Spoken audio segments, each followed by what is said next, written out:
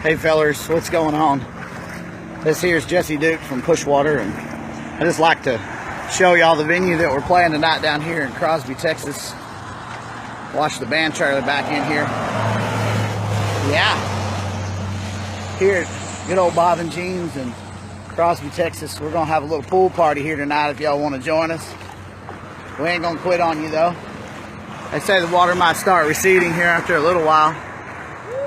It's gonna be quite the extravaganza.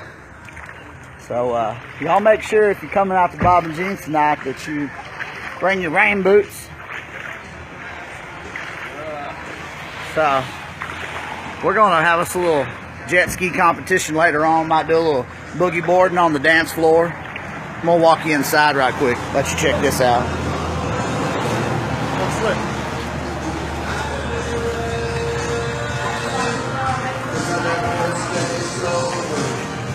Yeah, we're gonna do a little boot scooting on the dance floor here.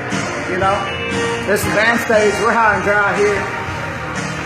No big deal.